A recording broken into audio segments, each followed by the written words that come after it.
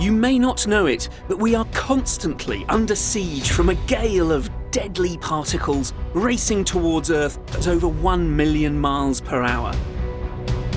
This onslaught comes hurtling towards us, straight from our own star, the Sun.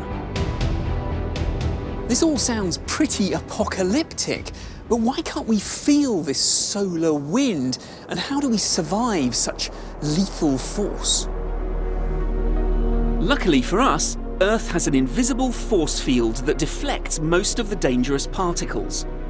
This shield is called the magnetosphere. It's the area around Earth controlled by the planet's magnetic field.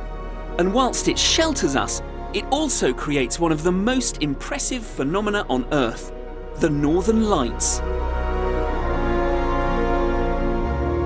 I've come to the University of Leicester to witness how this collision in space results in such a spectacular natural wonder down here on Earth.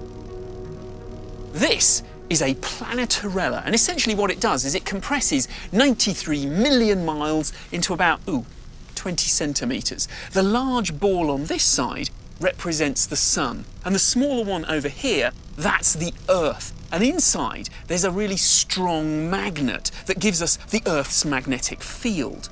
We then put a large voltage between the two, and that gives us a solar wind. And if you look at the Earth, you can see at the poles, there's a purplish glow.